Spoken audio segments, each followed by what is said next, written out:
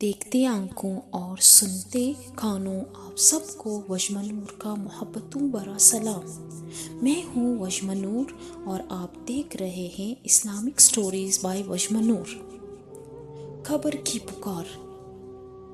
حضرت ابو سعید رضی اللہ تعالیٰ عنہ سے روایت ہے کہ سرور کائنات صلی اللہ علیہ وآلہ وسلم نے فرمایا، لوگوں لذتوں کو ختم کرنے والی موت کو یاد کرو۔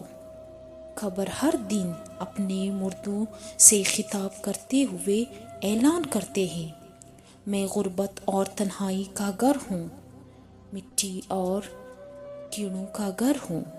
جب مومن کو دفن کیا جاتا ہے تو قبر اس کو مرحبا کہتے ہوئے خوشخبری سناتی ہے کہ میرے پشت پر چلنے والوں میں تو بڑا محبوب تھا، آج میں تیری ہو گئی اور تو میری طرف آ گیا تو اب میرے احسان کو دیکھ لے گا۔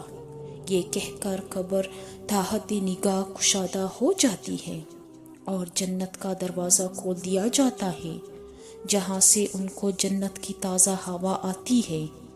حضرت ابو ہریرہ رضی اللہ تعالیٰ عنہ کا بیان ہے کہ رسول اللہ صلی اللہ علیہ وآلہ وسلم ایک جنازے میں شریک ہوئے۔ میں آپ صلی اللہ علیہ وسلم کے ہمراہ تھا۔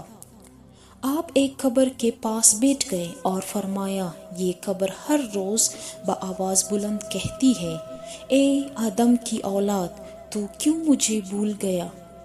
کیا تجھے یہ معلوم نہیں کہ میں تنہائی کا گھر ہوں، غربت کا گھر ہوں، وحشت کا گھر ہوں، کیڑے مکوڑوں کا گھر ہوں، میں بہت تنگ گھر ہوں، مگر اللہ جس کے لیے کشادگی کا حکم فرمائے گا اس کے لیے کشادہ ہو جاؤں گی۔ اس کے بعد آپ صلی اللہ علیہ وآلہ وسلم نے فرمایا، اے قبر، تو یا تو جنت کا چمن ہے یا پھر آگ کا ایک تندور۔ حضرت ابو حجاج رضی اللہ تعالیٰ عنہ سے روایت ہے کہ رحمت للعالمین صلی اللہ علیہ وآلہ وسلم نے فرمایا، مردہ جب میں رکھا جاتا ہے تو قبر اس کو کہتی ہے، اے ابن آدم، تو ہلاک ہوا، تجھے کس چیز نے مجھ سے دھوکے میں رکھا تھا؟ کیا تجھے معلوم نہ تھا کہ میں فتنہ، تاریکی اور کیڑے مکوڑوں کا گھر ہوں؟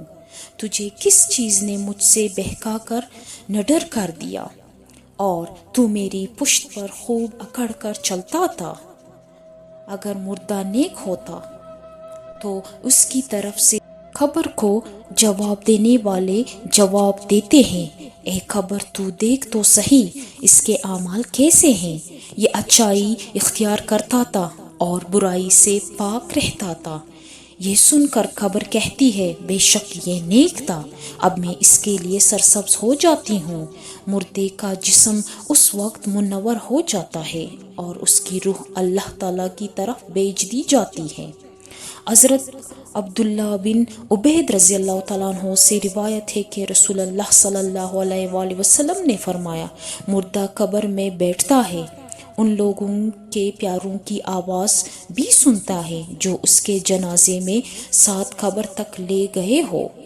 مردے سے اس کی قبر کہتی ہے، اے ابن آدم، تیری ہلاکت ہو، تو نے میری تنگی، بدبو اور کیڑے مکوڑوں کا خوف نہیں کیا، اس لیے تو نے ان چیزوں سے بچنے کے لیے تیاری نہ کی۔ بدعمال مردے سے قبر کہتی ہے، تجھے میری تاریکی، میری وحشت، میری تنہائی، تنگی اور میرا غم یاد نہیں رہا۔ اس کے بعد قبر اس کو جکڑ دیتی ہے، جس کے بعد اس کی پسلیوں کی ہڈیوں ایک دوسرے میں پست ہو چکی ہے، جبکہ نیک بندے کے لیے قبر کشادہ کر دی جاتی ہے اور اس کے دائیں طرف ایک کھڑکی کھول دی جاتی ہے جہاں سے اس کو جنت کی ہوا آتی ہے۔ اللہ پاک ہم سب کو قبر کے عذاب سے بچائے، ہم کو نیک اعمال کرنے کی توفیق عطا فرمائے، آمین یا رب العالمین۔